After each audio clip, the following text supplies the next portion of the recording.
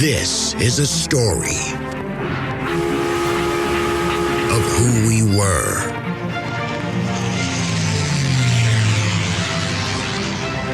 how we got here. Houston, the Eagle has landed. Roger, 20, Tranquility, we come. And where we are going.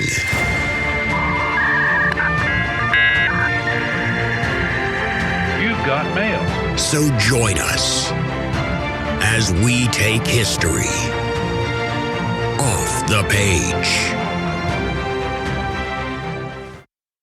Hello, everyone, and welcome back to another episode of History Off the Page. I'm your host, Dr. Jason Hansen. And for those who aren't familiar with the podcast, this is the 10th episode now in our special series on the history of the Israeli-Palestinian conflict. You're diving into the third episode, where we're talking about the Nakba, or the catastrophe. This is essentially the moment when Palestinian society is shattered and the Israeli state comes into being, also the Israeli War of Independence. If you haven't heard the previous episodes that we've done, especially on the Nakba, I would highly, highly recommend going back and listening to them. The first one kind of talks about the UN partition and the reactions to it, especially across the Middle East. The second one talks about the breakout of civil war in November 1947. We get into some of the details about why civil war breaks out, how people on the ground perceived it, the strengths of the two communities, and why things kind of end up by the end of February 1948 in the position that we're going to begin with today, where basically the Jewish community or the Yishuv, the Zionist leadership, they decide that they can no longer kind of fight a defensive civil war, but they decide to go on the offensive, and they decide to begin to create the Israel that they want, rather than just accepting the Israel that the United Nations had authorized. So we're going to get into all of these details during our podcast today, but again, it'll probably make more sense if you listen to these first two parts about the Nakba. Just to recap, though, when we left off roughly at the start of March 1948, sporadic acts of violence in late November, early December of the previous year had led to the breakout of civil war between the Arab-Palestinian and the Jewish communities of Palestine. The Jewish side had largely pursued again what they termed a defensive strategy, seeking to hold or protect Jewish areas of Palestine, or those areas of Palestine that were awarded to the Jewish state but were mostly inhabited by Arabs. This defensive mindset, however, also included the notion of reciprocal attacks, so that small acts of violence by Arabs were often followed by disproportionate and perhaps even indiscriminate responses by various Jewish forces. Limits on violence directed at civilians, especially at women and children, increasingly came to be set aside, leading to massacres at places like Al-Qisaria and Balad al-Sheikh. At the same time, Palestinian or Arab responses were mixed.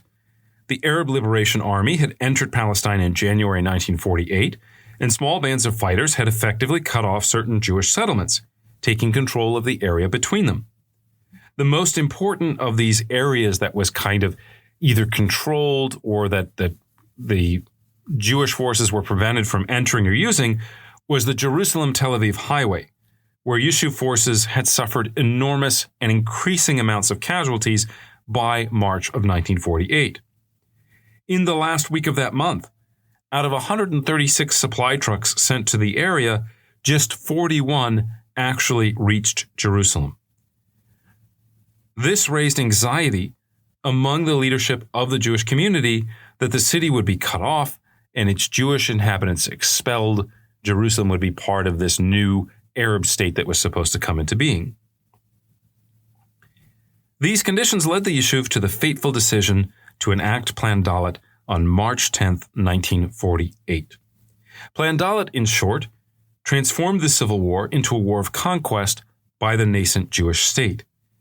It identified a number of Arab-inhabited areas that were not only to be taken, both inside and outside of the territory awarded to the new Jewish state, but which were to be cleansed of their Arab populations. It was a clear expression or a clear example of what we would today call ethnic cleansing, specifically authorizing commanders to destroy Arab villages and to expel their populations. It is in essence the heart of the Nakba, and we will spend some time talking about it and its implementation. The Nakba, again, for those who didn't listen to the first 2 podcast episodes on this, the Nakba was the expulsion of 700,000 to 800,000 Palestinians during this Israeli War of Independence, or again, as they call it, the Nakba, or the catastrophe. Before we get there, though, as I said in the first part of this episode, or this series of episodes, it's important that we understand the context in which Plan Dalet was made and implemented. It is not enough simply to look at the language of the plan and to assume that it represents the core essence of Zionist ideology. Context also matters. And one can make arguments about the nature of Zionism elsewhere. That's not what I'm here for. But as I've said before, context matters. And the context of Plan Dalet was civil war, was the impending invasion of the Jewish area assigned to Israel by the United Nations. That area was going to be invaded by several Arab armies who had said they were going to destroy and prevent the formation of a Jewish state. Plan Dalet was not directly a plan to steal or conquer indigenous land, although that is how it became expressed. Rather, it tried to answer the question of what to do with a large and seemingly, or the way that many leaders of the Yishuv perceived it, a hostile minority in a small state with a small army whose neighbors had already publicly expressed a desire to destroy it. This also comes less than 3 years after the end of World War II and the Holocaust. That is also, as we talked about, a big part of the context in which leaders of the Yishuv are thinking about what will come next, about this moment of existential crisis. One can think of it in some ways as a modern-day Bosnia, but a Bosnia that is surrounded by a variety of Serbian states that have vowed to dismember the Bosnian state and allow its Serb to rule. Just a little asterisk to throw in there, I said this seemingly hostile Arab minority because one of the fascinating things and tragic things about the history is that on the ground, many Arab villages did not actually want to fight in the conflict, did not actually participate in the conflict, or some of them expressed varying degrees of commitment to it. There was clearly an issue of motivation on the Palestinian side where there were plenty of Palestinians that did not seem to want this war of annihilation that some of their political leaders like Haj Amin or Jamal al-Husseini had promised and kind of talked about. This context, as I've also said in the previous episodes, it doesn't justify what happened. It doesn't make it okay. But it's key to understanding why these things that we're going to talk about today took place. And this question of answering why is the fundamental purpose of this podcast. I don't care what your politics are. I don't care I'm not trying to push you to believe in one thing or another thing. That's not why I do what I do here. I'm trying to help you understand the broader picture and the broader consequences and the context so that you understand why people are doing the things that they're doing. And hopefully we can use that information to avoid repeating these mistakes from the past. Okay, let's get into Plan Dalet, which is very controversial. Some people kind of, again, frame it as being a blueprint for ethnic cleansing. As I said, I would agree with that contention. In many ways it is. There is important context that we want to place with it as well. There is a segment of historians, some of whom are Jewish, some of whom are Israeli, who would say that Plan Dalet is not just the product of sort of local circumstances or product of an immediate set of circumstances that arise in the middle of the Civil War, kind of functionalist argument, if you're familiar with the way that we talk about the Holocaust. But they would argue that it is more the expression or the ultimate expression of Zionism and settler colonialism. One guy that you can read who is Israeli, Ilan Pape, talks about it this way. He likes to kind of tie the idea of Plan Dalet to quotes from Zionist leaders like Theodor Herzl. You have a variety of context where over the course of the decades, you have Jewish nationalists that are thinking about, what does Palestine look like? What could it look like? What would it look like if there were no Arabs there? There are a lot of quotes and visions that are floating around out there that you can find. It's important to note that these visions of conquest were not the only visions that not only exist within the broader scope of Zionist thought, but even people like Ben-Gurion and even leaders of the Yishuv, they have a variety of thoughts. They have a variety of visions, right? It doesn't mean that they had settled on one in 1890 or 1900. Plan Dalet comes about, I would argue, in many cases because of the circumstances. Ideology is part of the story, but it is not the dominant factor. I would argue there were other paths that could have resulted from it. The true essence of Zionism, just to mention it, to my mind, is the belief that Jews will never be fully accepted into European society, and that as a result, they had to secure some kind of homeland to protect Jews from episodes of violence like pogroms in Russia and later prophetically the Holocaust. Eventually, Zionists began to settle on Palestine as the most rational location for the construction of this new Jewish state. And you can hear more about this on our earlier episodes on the topic. How this goal was to be achieved, however, was not clearly defined. And so even when some of these early Zionists speculate on what they might do, it always is contingent on what are the material circumstances, what is possible, what will the Ottomans allow, what will the British allow. If we can get a deal that works, then great, so be it. It's one of those great counterfactuals of history. What if the Palestinian political leaders in 1948 had accepted the UN partition? What if they had said, well, we don't like it. We can live with it. Can we negotiate a little bit more? Can we get a bit, more favorable circumstances? There was some discussion about who would get the Negev. Maybe, Jerusalem could be given to the Palestinian side. Who knows? There were other paths, but they didn't come about because of the material and political circumstances and realities. All this is to say that as we start this discussion of Plan Dalet, I don't find it helpful to take quotes from 1900 and use them to understand the mindset of what's going through someone's mind in 1948. They're not irrelevant. They're not part of the story, but you have to follow all the other strands as well. You have to look at the complete thought and not just isolate a couple quotes here and there and then use them to say, well, the ideology is the issue. A much better place to start this discussion of Plan Dalet, to my mind, is 1937, when the British Peel Report recommends that Palestine be partitioned into an Israeli or Jewish state and an Arab state. This idea of partition ultimately, of course, gets dropped by the British. The Arab side was never really interested in it. But it gets members of the Yishuv like David Ben-Gurion thinking about what could actually happen. What will a Jewish state look like that has a large Arab minority? What should the boundaries of this look like? What do we do with these inhabitants who are, in theory, not really loyal to the project of a Jewish state?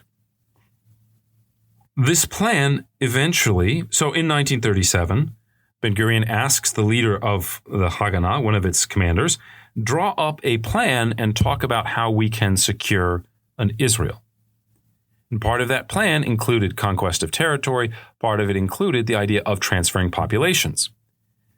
Now, transferring populations that today sounds pretty garish to us, sounds pretty awful, horrific.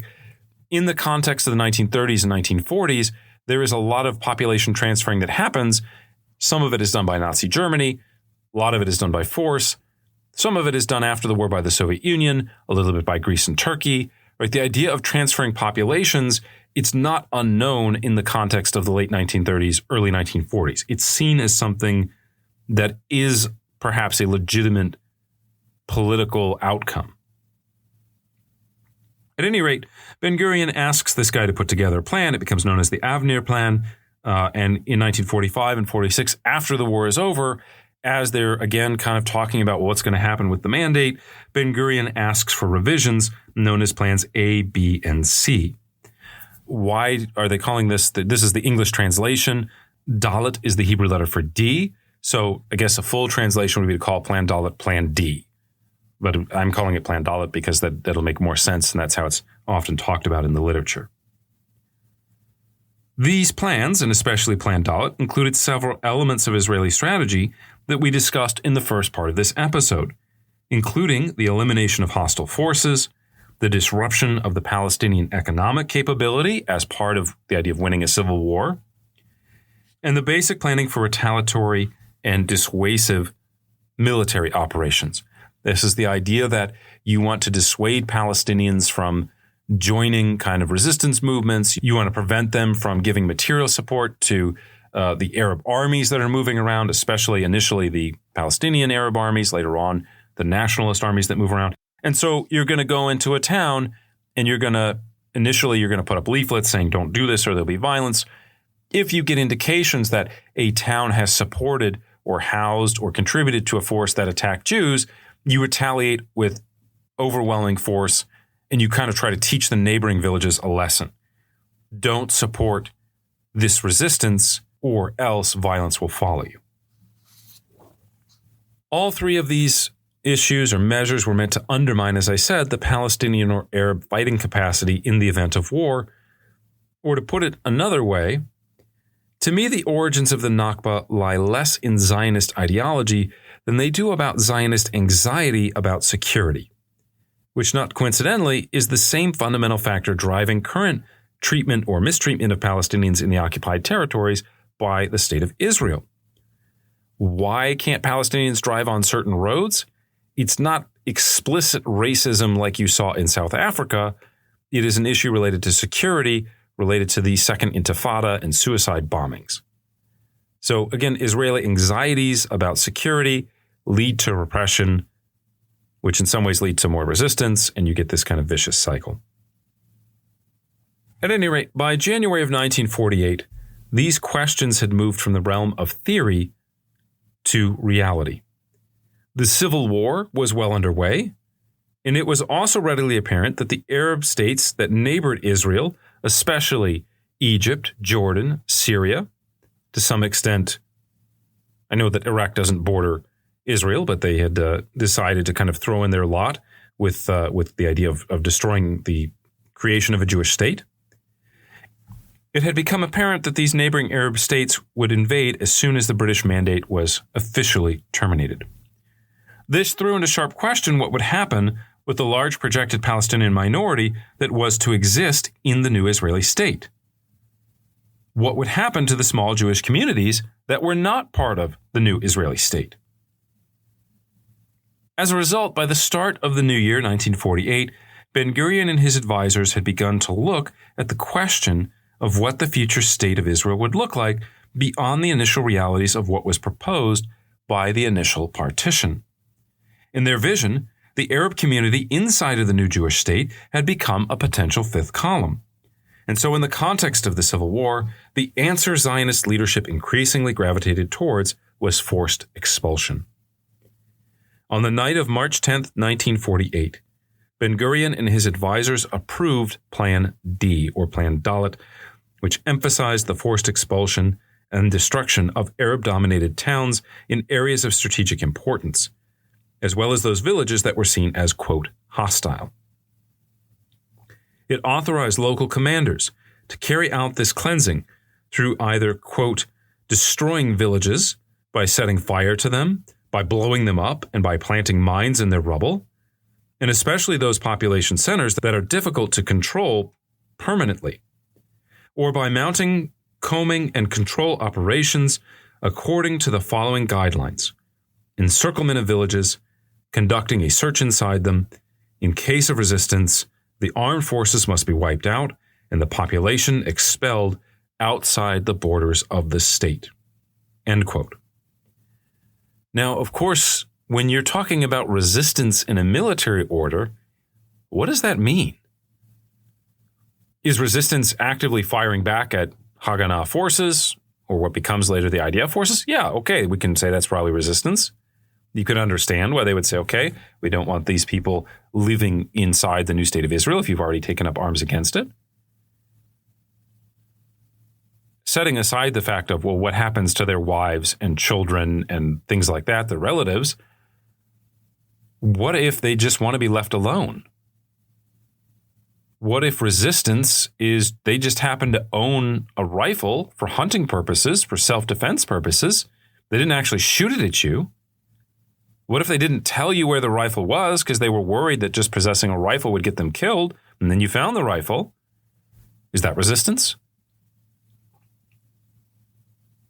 Resistance is such an arbitrary category, and probably intentionally so, that it enables Israeli commanders to destroy and expel the population of hundreds of Palestinian villages. It enables them to destroy and expel the entire Palestinian populations of cities like Jaffa and Haifa. Plan Dalet would have devastating consequences on the Palestinian Arab community. It is the essence, as I said, of the Nakba. It is the root, one could argue, of so many of the problems that have followed since. To put all this in a little bit more context, again, we mentioned that one of the big sort of strategic issues in the Civil War was the cutting off of the Jewish community of Jerusalem, and specifically the Jerusalem-Tel Aviv road, which was the principal means of supplying the city. As a result, Haganah military planners basically developed in April what they will term Operation Nachson. Nachson was basically this idea of opening up the road to Jerusalem by seizing control over Arab villages near the road that had been used as staging points for attacks on various convoys trying to reach Jerusalem. The basic idea, again, is you're going to take over these villages and destroy them and expel their populations so that you don't have to worry about them being reoccupied. You don't have to worry about them being used as bases for attacks on your own soldiers. Nachson essentially becomes the first implementation of Dalet. It marked, as I said, a major shift in Zionist thinking from largely being on the defensive, however proactive that defense was, to offensive operations by Jewish forces. Again, as awful as Plan Dalet is, it's worth keeping in mind the context. This is not David Ben-Gurion sitting around again thinking about how do I steal land? This is the great time to steal land. We're winning the war. Now we can steal even more. That's not the immediate context. The immediate thing bearing down on his mind is the deadline of May 15th when Britain will be gone and presumably the Arab countries will invade. Everything about Plan Dalet was about preparing for this anticipated invasion, and there is literally a ticking time clock. And so you don't have time to wait and see. Well, what if we take these measures? Will the villagers respond in a positive way? What if we, tell them again not to do these attacks? What if we have some kind of dissuasive operation? Right, the time is ticking. Ben-Gurion already understands being in this kind of moment of existential crisis, and so this is when Plan Dalet begins to be implemented. Operation Nachson technically begins on the night of April 2nd, when Palmach companies conquer a small Arab village west of Jerusalem named Al-Kastal. Now, the village is actually an incredibly important strategic site overlooking the Tel Aviv-Jerusalem highway, and it was one of the major keys towards securing this highway and opening the road again between the two cities. It is so important that following its capture, one of the most significant Arab commanders or Palestinian commanders, Abd al-Qasir al-Husseini, realizes this and he begins to organize forces to try to retake it. And so they have this sort of large attack. They actually are initially somewhat successful, but on the night of April 8th, al-Qasir is killed when he encounters a Jewish sentry. Basically, the front lines, again, are not as clear as one would expect in a movie. It's hard to say, oh, these people have this territory, we have that territory. And so al-Qasir was actually trying to figure out where the front line was. He stumbles into a Jewish sentry. He tries to use English to kind of pretend like he's Jewish, and the sentry realized that they never used English to talk to each other, and so he realized it was a Palestinian guy, and he shot him, and later on he figured out that it was al-Qasir. At any rate, this led to Palmach forces being rushed into the area. They recaptured the village on April 9th, and Yishuv commanders then authorized the destruction of the surrounding homes. Again, while there were some pretty bad episodes before this, while we talked about the massacre, for example, at Balak al-Sheikh, this was a reversal, or it marked at least a new intensive phase of expulsion. Now, the battle over Al-Qastal and the subsequent expulsion and destruction of the villages there was important. Again, this was a watershed in terms of implementing Plan Dalet in moving towards a more conscious and intentional form of ethnic cleansing. But one of the most tragic incidents in the war would actually occur just a couple days later at the village of Deir Yassin. Deir Yassin was not really a strategically important village, nor were its inhabitants actually that hostile to local Jewish communities. In fact, when the civil war began, village elders from Deir Yassin had agreed to something of a non-aggression pact with the local Jewish community, turning away Arab paramilitary forces when they asked for support. In theory, and honestly from a human perspective, these villagers should have been left alone. They were aware of some of the larger stakes of what were going on, the larger dynamics. They expressed a willingness not to fight. They didn't want to get caught up in the war. But the town would nevertheless become the target of radical Jewish groups like the Etzel. As the battle over Al-Qastal is going on, members of the Etzel and the Irgun decide to try to take control of the village to relieve pressure on the units operating closer to Al-Qastal. On the morning of April 9th, about 120 troops move into the village, and they meet stiff resistance from the local inhabitants. Haganah units then move in to help, leading to the conquest of the town. For whatever reason, whether it was psychological, whether it was ideological, whether it was just a crime of opportunity, the Lehi and Etzel troops then move into a bloodthirsty rage. They go from house to house at Deir Yassin. They throw grenades into the houses. They blow up civilian dwellings. When they find men of military age, which is pretty wide definition, right? You could go teenager all the way to grandpa. They execute them on the spot. They take others to alternative killing sites, including women and children. Homes are then looted and burned, and there are credible accusations of rape as well. Now, this is an issue, rape, that comes up sometimes. Several studies have indicated that there was actually very little rape going on from either the Palestinian side or the Jewish side during the conflict. There are, as I said, a couple examples when it does happen. Rape is also extremely hard to document. Rape is also something that many women, especially in the late 1940s, you don't want to admit that you got raped. Some cultures, the response to the idea that a woman was raped was that she somehow bears responsibility for that. So it's hard to get into how much rape occurred. Was this more systemic? Was it not? But what we can say is that at this village, there were clear and reported incidents of rape as well. If you are familiar with the history of Yugoslavia, especially Croatia, one of the darkest days of the breakup of Yugoslavia was in November 1991. There was a Croatian town called Vukovar that had heroically held out against Serbs for basically a number of weeks, a couple months actually. And eventually in November 1991, the Serbs took the town. And when they took it, having suffered such high casualties, having been so frustrated by the lack of success there were a number of massacres, especially POWs, of wounded in a hospital. And so November 1991, Vukovar, this is something, if you go to Croatia today, you'll see it everywhere. People talk about it.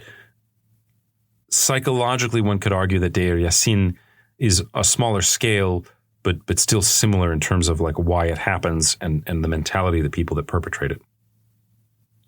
At the end of the day, about 120 Palestinians were killed, with reports of up to about 240. And the vast majority of these people that were killed were clearly civilians. Again, there's widespread looting. There's credible reports of rape. All of this is awful enough in itself. But one of the things that happens is as reports come in and trickle around about this, they get spread on Arab media. Whether people are spreading it because they are shocked by it and it's awful and you just want people to know. Some Israeli historians have speculated that it was motivational, that this was an opportunity. Some Arabs thought that, you're having trouble kind of rallying people, having trouble getting them to understand the consequences of what they're involved in, how existential it is. Explaining them, showing them, telling them about this massacre is a great way to motivate people, to wake them up, so to speak. The results of circulating these reports, however, is that it terrifies Palestinian civilians. Thousands and thousands of people living in nearby villages immediately flee. Support for Arab resistance along the highway evaporates. People, not only just because people don't want to be associated with it, but because people are literally scared out of their minds and they leave. As Palestinian forces try to reinforce Al-Qastal and try to retake Al-Qastal, the roads there are now clogged by refugees fleeing Deir Yassin and neighboring villages. As this goes on, you would hope that the human reaction, even on the Israeli side, would be one of horror. Right? The American reaction to something like My Lai is not to say, oh, well, let's not talk about it. It was fine. Let's celebrate it. Right? There is some soul searching that comes out of that. Well, the leader of the Etzel, Menachem Begin, the future prime minister, the founder of Likud, he later brags that the legend of Deir Yassin was, quote, worth 6 battalions to the forces of Israel, end quote. Along with the fall of Haifa, which we'll discuss in a moment, it was probably one of the two most important events in the history of the war. Again, Deir Yassin forces or causes many Palestinians to flee. They become refugees, and later on they will be accused of abandoning their homes, and the Israeli state will confiscate their property. Before we move on, we should also note that the cyclical nature of violence continues after Deir Yassin. 4 days after the massacre had occurred, Arab militants or paramilitary forces stop a convoy of Jewish students, nurses, and doctors in the East Jerusalem neighborhood of Sheikh Jarrah. They kill 78 people, almost all of whom were civilians, many of whom were doctors, nurses, again, people related to the medical field. In what becomes the Israeli state, as news of this massacre circulates, it then becomes justification for new atrocities against Palestinians. Why do people do these horrible things? One of the answers is that they are aware of horrible things done to their side and being unable to deal with the consequences of it, being unable to say, okay, I'm going to now take out my vengeance, my frustrations on the perpetrators of these massacres that happen at Sheikh Jarrah. I will take them out on the people that I can get my hands on. I will come up with what one might call a practical justice that affects justice not on the people that did the deed that I'm upset about, but on people that I associate with them, and so therefore in my mind it's justifiable. These atrocities are used to justify additional atrocities, not just in the context of the Civil War or even the Israeli War of Independence, for decades. What made the October 7th attacks by Hamas on Israeli civilians justified in the eyes of Hamas? The 1948 war, the Nakba. In the weeks and months that followed, political propaganda and memory of atrocities helped to propel further expulsion efforts across the territory of the new Jewish state. Similar attacks were carried out in early April in the northeast, driving away hundreds of thousands of Palestinians and burning hundreds of their villages. As I said, Operation Nachson, there is a strategic, a military side to the story, a context. I don't know if you would say that makes it justifiable, but at least there is that military dynamic that makes it more understandable. Shortly after the completion of this operation in early April 1948, however, the Haganah launched a series of new assaults on major Arab urban populations in towns such as Jaffa and Haifa. The first of these operations was actually carried out in a town called Tiberias, a small mixed town with about 6,000 Jews and 4,000 Arabs on the Sea of Galilee. For the first couple months of the war, relations between the two communities in Tiberias were fair, and the Arab community, as we saw elsewhere, had signed a non-aggression pact with its Jewish counterpart. When outside forces such as the ALA arrived, they were refused entry by the Arab inhabitants of the city. Now, by late March, this peaceful situation had deteriorated somewhat. There were disruptions by outside agitators, first by some members of the Haganah, and later a group of Arabs who came from Syria. The city's small Jewish quarter was cut off, and its inhabitants fled, a mere image in some ways of what would happen elsewhere. These conditions persisted until April 12th, when the Haganah seized the nearby Arab village of Khirbet Nasir al-Din. The assault killed 22 villagers, driving the remainder into the town, especially into its Arab section. Less than a week later, the Haganah struck again, using mortars against the local community while also dynamiting houses. Approximately 80 Arabs were killed in this operation. At this point, the British military, still active and having some presence in the area, stepped in to halt the fighting. They negotiated an evacuation of the town's Arab residents, who were taken to Jordan and Arab-held areas in Nazareth. The Haganah then looted and evacuated the area. A similar fate awaited Haifa, a mixed city, and one of the most important economic areas in all of Palestine. On April 21st, British guards redeployed away from the perimeter of the city, allowing for a clash between Haganah units and the Arab sector's 500 defenders. This assault proceeded early in the morning of the 22nd, resulting in the quick collapse of Arab resistance. As these defenses collapsed, civilians fled to the main harbor, desperately trying to escape. What followed, again, was tragedy. Widespread looting of Arab shops, the arrest and detention of Arab males of military age, and ultimately the evacuation of most of the city's Arab inhabitants. In the days that followed, Haganah forces would take the surrounding villages, including Balad al-Sheikh, expelling their populations and destroying their homes. I could give several other examples of these types of actions against urban areas, but I think you get the point. These scenes were repeated throughout April and early May across Jewish-controlled areas of Palestine, with terrible results for the local Palestinian communities. Even where the Haganah or the Etzel did not undertake such massacres, the violence's psychological and economic impact did the work for them. Business essentially dried up overnight. Key supplies like food and gasoline disappeared as transportation routes were either seized by Jewish forces or overwhelmed with refugees. Rather than stealing the Palestinians' will to fight, stories of massacres like Deir Yassin led many to flee to friendlier regions, perhaps to stay with family or simply to escape the violence. As I've said, when it was all said and done, it would amount to over 700,000 Palestinian people. In retrospect, it's hard to blame these refugees for fleeing.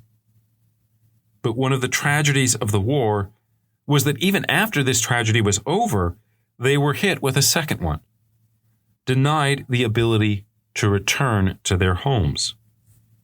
Indeed, during the war, as I mentioned, the Haganah intentionally places landmines among the rubble to circulate stories of that so that the refugees don't come home and try to rebuild. In August 1948, the new Israeli government took the explicit decision to destroy the abandoned villages and homes in order to make sure the refugees did not return. Later, this land would be declared by the Israeli government as abandoned, with much of it sold via a new development authority to new Jewish Israelis or turned into new Jewish settlements. Refugees were initially denied any compensation for their lands and property. In 1953, the Israeli government agreed to give limited compensation to Arabs who had left their homes but remained within the borders of the new Jewish state after the partition. But even this was a raw deal, as the financial compensation awarded was soon outpaced by inflation. We'll get into the details of the post-1948 Israeli-Arab policy in a future episode. But the key point is that the Nakba was not only the process of driving Palestinians from their land, but also involved the appropriation of their wealth and property. Some Arab communities did survive the war, either because they were not strategically valuable enough to address, or because of the intercession of local Jews who vouched for their loyalty or non-belligerency. One of the most interesting cases was that of the Druze, a minority Muslim sect one might compare to Mormons. Officially, Mormons are, of course, Christian, but several Christian groups refuse to recognize them as such. In April 1948, Druze leaders in Galilee decided to join the Zionist cause, supporting the Jewish war effort in exchange for the right to continue to exist in Israel. This offer was accepted by the leaders of the Yishuv, and these Druze were accepted and integrated into Israeli society. Today, there have been Arab generals in the IDF, in the Israeli military. They are, or they have been, Druze. The same was also true for a small group known as the Caesarians, and later also many of the Bedouin tribes. Today, again, both Arab groups remain in Israel, and they have been much better integrated into Israeli society than other more traditional groups of Arabs that managed to survive. A couple of additional points before we wrap things up and prepare for the first Arab-Israeli War, which again essentially follows seamlessly on the story of the Civil War and the Nakba that we've been telling so far. One of the more remarkable aspects of the story is how quickly the political and military leadership of Palestinian society collapsed in 1948. Once the Haganah went over to the offensive, and the few capable leaders like al-Qadir al-Husseini were dead, Palestinian political society at a national level essentially disintegrated. Half of the Arab Higher Committee fled abroad soon after the start of the fighting. Its nominal head, Jamal al-Husseini, left for New York in January of 1948, supposedly to win support for the Palestinian cause at the United Nations.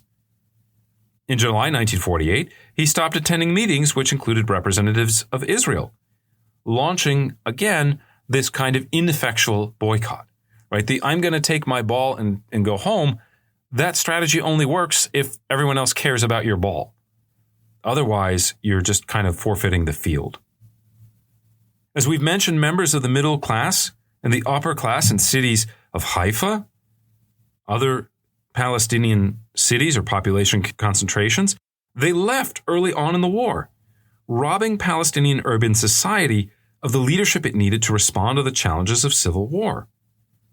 In rural areas, Palestinian Arab solidarity broke down at the local level when it came to the question of open warfare.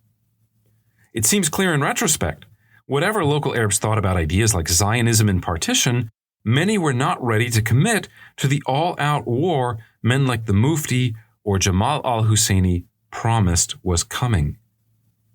Instead, many villagers pursued non-aggression pacts or alliances with nearby Jewish communities, alliances that were broken by Jewish organizations, unfortunately operating at the national level. This fragmentation has led some commentators to speculate about the reality of Palestinian identity, or perhaps to put that slightly differently, about the depth of Palestinian identity in the 1940s. There is a quote by Golda Meir that there was, quote, no such thing as Palestinians, end quote, that you can find. This quote did not mean that Palestinians weren't humans, that they didn't exist. It gets kind of interpreted in ways that are out of context. But what Meir was trying to say was this kind of opinion that is actually somewhat widespread in Israeli society, or was widespread in Israeli society, that Palestinians were not a real nationality, that what they really were Arabs. And of course, if Palestinians are just another type of Arab, then there seems to be a lot of room in Arab society that they could live in if they don't want to live in this small portion of land that then became the Jewish state. I'm not trying to defend what Meir was saying, and there are some problems with it, obviously. But there is a question about how deeply or how profoundly or how widespread the idea of Palestinian nationalism was in the run-up to this civil war. If you want to find a Palestinian viewpoint on this, read Rashid Khalidi's Palestinian Identity, which goes into a lot of these details, which talks in very honest and very open and direct ways about the failures of Palestinian political leadership, and especially about the kind of the wrestling with, the evolution with, the negotiating that goes on, the lack of clarity that seems to have existed at the depths of Palestinian society in terms of nationalism. I bring all this up because the history of the Nakba reveals for me one of the fundamental problems of nationalism, which is that it often contains an illusion of uniformity among a people that may not necessarily exist on the ground. Nationalists imagine the national community to possess a kind of organic group will, and they love to talk about how the idea of the, quote, the people feel, or the people want this or that. Not only in Palestine, but especially in Europe. These proclamations have not always been borne out on the ground. In the 19th and early 20th centuries, it took considerable effort by nationalists to convince their populations of the importance of national belonging. And this was something we discussed in depth in our episodes on nationalism and on German unification. Certainly, the Zionist movement had long emphasized the importance of teaching this Jewish national identity, even going so far as to reinvent or resurrect the language of modern Hebrew, which was not really existent or wasn't really functional in the kind of practical way in the 1890s or before the 1890s. Not all political movements have done this. Sometimes local, regional, or confessional identities are the more important ones. And so sadly, in the case of the Palestinians, one could argue that part of the reason that they are where they are today is not only because of things that have been done to them, but also because their political leadership has been so disconnected from the actual feelings of the Palestinian people. It's fascinating and tragic to think, what if the Palestinians in 1948 had not been led by Haj Amin and Jamal al-Husseini and other kind of maximalists, but what if it had been the Nashashibis? What if it had been representatives of Abdullah? Could they have tried to work out some sort of system where they could have gotten along? Maybe Ben-Gurion wasn't the person to do this. Maybe he was too much of a maximalist. One gets the sense that there was at least a significant amount of will in Palestine among the Arab community for some sort of coexistence with the Jewish community. But it wasn't borne out in the end, and I would say, or I would argue, that Palestinian political leadership of the time had a significant role in this process, in this lack of communication. Now, I don't know how well that plays out, or at least the specific way that it plays out today in Gaza in the West Bank, if Hamas or Fatah better represents the will of the Palestinian people. But I do know that this separation, this failure of leadership to connect with the local population and to reflect their actual will, whatever that may be, this has long been an ongoing issue, and we'll see it again when we discuss the PLO, when we talk about Yasser Arafat and a variety of things that happen after the foundation of the State of Israel.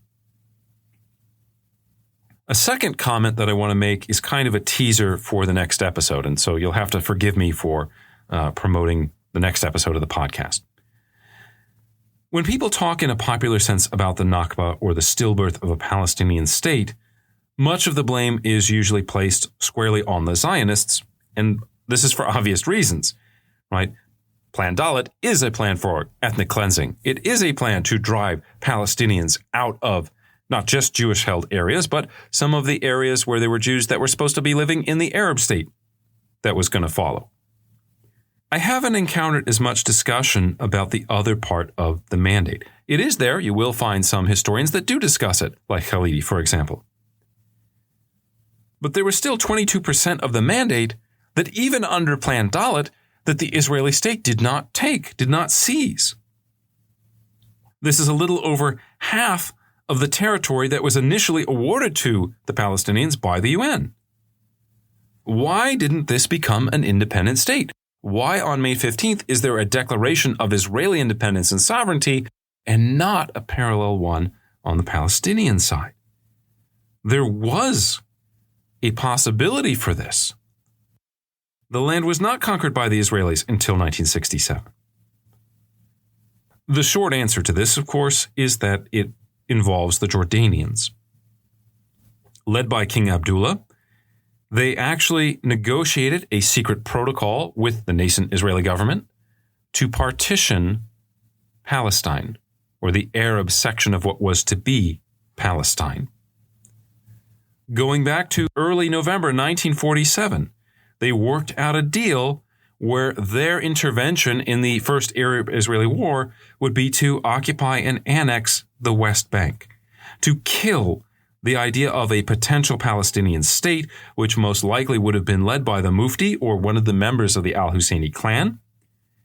Instead, when Jordan invades in 1948, they don't really invade the areas that were supposed to be part of the Jewish territory. There's an exception for Jerusalem that we'll talk about. But they basically secure the Arab portion of the mandate. And they take that and they hold it, and they refuse to allow it to become an independent Palestinian state. As we'll see, the Egyptians also play this game, although perhaps less cynically. They occupied Gaza and managed to hang on to it. They tried to hang on to southern Israel. The Syrians have their own issues going on about what they're trying to accomplish in the First Arab-Israeli War. But the point that I want to make is that the basic framework of an Arab-Israeli dispute, or even a Palestinian-Israeli dispute, it hides significant context and significant details that are so fundamentally important to the story. Part of this story is that Israel's neighbors have often used and abused the Palestinians for their own political purposes. Now again, I am not trying to diminish the Israeli responsibility for the plight of the Palestinians or to diminish the gravity of the ethnic cleansing that was carried out against them. Again, the whole point of this episode and the kind of episodes that we've just done is to bring light to the ethnic cleansing, which is not small scale. It is not local. It is not ad hoc. It is not emotionally based. It is, as I said, a textbook definition of ethnic cleansing. All I'm trying to do is to point out the complexities and the entanglements of history in the region, which I would argue are fundamentally necessary to understand if you ever want to solve the current crisis, the long-term crisis, the situation in the Middle East. I would argue that if you erased Israel tomorrow, if it suddenly became as people who advocate for this idea of a one-state solution where basically Israel would become a non-denominational state, it would have an Arab majority after the refugees all move back in, but Jews would be kind of protected. This idea that they would just all live together again, maybe that'll happen one day. Maybe they'll all live in peace, but it would not solve all of the issues in the Middle East because there are so many different layers and conceptions that have nothing to do with Israel. Israel, in some ways, becomes a site where this Israeli-Palestinian dispute can be used by politicians in other countries to fulfill their own political purposes. And we'll see this again and again once we get to the 1967 war. This leads me to my last point, which is that for many years, Israelis, and indeed Western society as a whole, largely ignored or purposely hid this terrible history of the Nakba, which Palestinians experienced not only in 1948, but which, as I mentioned, they continue to experience even today, setting aside the questions of what's going on in Gaza. One of the most important factors in conflict resolution is recognizing the pain and suffering of the oppositional group and using that recognition as a basis for some form of restitution and perhaps ultimately reconciliation. Reconciliation in this case does not necessarily mean that the descendants of those driven from Israel in 1948 will receive the long-hoped-for right of return. Again, this is one of the core demands of Palestinian nationalists since 1948. It's perhaps one of the biggest reasons that the peace process breaks down in 2000. But it does mean, at least in my opinion, that something has to be done to address the suffering that those Palestinians and their children and their children's children have experienced, the disruption that the Nakba caused to their lives. One can imagine that at a certain level, this would involve some form of financial compensation, but to my mind, it must also include a future for Palestinians, a way of ending the trauma of the Nakba without necessarily reversing it and forcing Israelis to experience it. This means the establishment of an independent Palestinian state where for the first time Palestinians could achieve some control over their own national destiny. It means giving them the opportunity to build something beyond the idea of resistance or survival. Whether this will ever come to pass, I obviously don't know. But I hope if you're taking nothing else away from this podcast, and especially this last couple episodes about the Nakba, you will start to understand the chain of events that led us to the current crisis. Lack of empathy for the stranger, the immigrant, the refugee. The failure to imagine how ethnic or religious minorities might fit into a multicultural society. And the troubling effectiveness of violence in both driving groups apart and in psychologically enabling us to justify the worst excesses of violence imaginable. The Palestinians as a people were the clear losers of 1948, and I think one could argue that they paid the ultimate price for Jewish freedom with the establishment of the State of Israel. But the path that led to this result was not one constructed solely by Jews or by the British, but I would argue was built by those political leaders on both sides who believed absolutely in the righteousness of nationalism. Had they made different decisions? Had they worked together to build some type of regional federation, perhaps a Swiss-style system proposed by the minority of the UN Committee in 1947, or earlier efforts by Herbert Samuel in the early 1920s to build a binational state, perhaps the present would look very different. Alas, they did not. And as a result, the region has been covered in blood for generations, and maybe for another generation still. On this sad note, we conclude this episode on the Nakba. As I mentioned before, in our next episode, we'll discuss the First Arab-Israeli War and learn why the seemingly powerful Arab armies that invaded in May 1948 failed so completely to, quote, save Palestine. We hope that you have appreciated the episode and learned something from it. If you think that this would be useful for others to hear, please go ahead and post on social media, recommend the episode, put a link to it, help other people see it. One of the kind of challenges of podcasting, the podcasting world, is that there's so much out there that gaining visibility is very difficult. I'm also not a social media wizard. I don't like spending time on social media, and so this makes it difficult to spread awareness of the podcast. So again, if you thought today's episode was useful or informative, throw a link up on your social media, tell your friends, recommend it, post a link to it, etc. We'd really appreciate that. That's all for now. We hope you join us next time as we take history off the page.